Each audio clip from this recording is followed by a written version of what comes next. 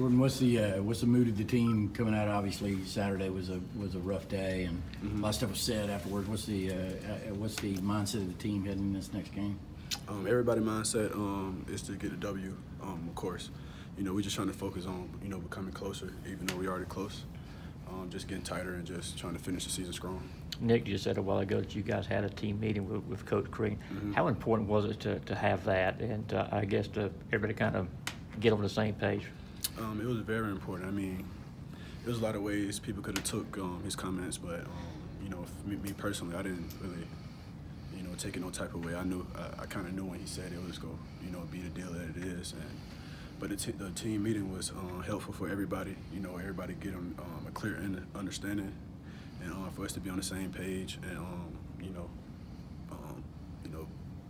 become a closer family. I mean, every team has conflict. Obviously, all the good teams do, and we just become more of a family. How many people spoke during it? Everybody. Everybody.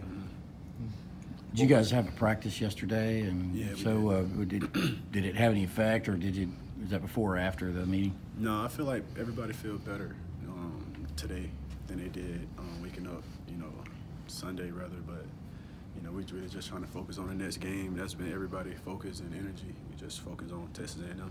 What was the kind of the thrust of what Coach Green told you all in the meeting about his comments? He basically just told us what he really meant to say. And he said that he wished he could have added something.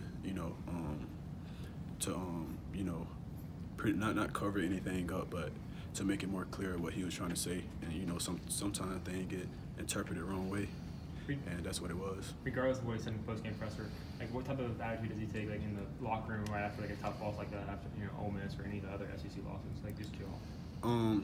I feel like he took the loss a little bit more personal Saturday, because he really wanted to not prove only to the fans but to the guys that play here, former guys that was here at the game. He really wanted to show them how things are going here and his energy and what he's trying to build here. So I think that was his biggest focus, besides getting the W. It was really just trying to impress the former guys that came back and seen us play. After a tough losing streak, what are you guys focusing on doing differently tomorrow against Texas A&M? Just being confident, trying to step in and knock down shots, defend at our best ability, try to contest the three-point shooters, and rebound the ball well. I think that'll help us win. You guys as players, do you follow recruiting? You guys were all recruits. Do you keep up with it? Me personally, I really don't. Of course you hear things and see stuff on social media, but yeah, I'm pretty sure other guys do. A lot of guys do, especially younger guys. Like when you come out of high school, freshman year, sophomore year, you usually try to keep up with high school ball because you just graduated high school. So now I'm really focused on college guys and pros. You're so far removed from being a recruit. Or you think back, what would you tell that guy who was getting recruited? What do you know now that you didn't know then? You know what I'm saying? What I know now that I didn't know then, that everything is structured as a business here. You got to approach every day like it's like a brand new opportunity, and make the best of every opportunity. That's what I tell any recruit that's coming out of high school. What's your opinion about one and dones? You've seen them in other schools. What can it mean for a team to have a big impact guy come in, if only for 1 year?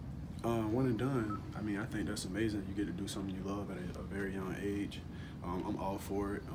If you're good enough, you're good enough, and it's just like any other job. If you're good enough, you're good enough. You go win the job. So I'm all for it, and yeah. Kind of a off-topic question, but I wanted to ask about Christian Harrison. Is a guy last year who didn't really get much opportunity, but now he doesn't get all that much. But like every game, it feels like he comes in and gets a couple minutes. Just what does he show you all his guards when he comes in and gets that couple minutes playing time? Christian is a freak. He one of the most athletic guys I've ever seen. Me and him probably the most athletic guys on the team, definitely. But he moves so fluidly. His defense is unreal. He can do so many things. But his passion and his effort always 100. Everything always 100. He gonna give it everything he got. He gonna play at his best ability, and he definitely come in and help us. Especially guarding the ball. He's a good on-ball defender. You're a guard. You handle the rock. You guys have had a couple of games now. You've had 20 turnovers or more. I mean, how does that sit on you, and what has to happen to just clean that up? I think watching film will help, and I think also just being aware of your surroundings on the court. And sometimes it's good to be confident, but it's a difference between being confident and overconfident. And sometimes we try to make plays that's just not there, and I guess it's part of maturing, and it's something we still learning and dealing with.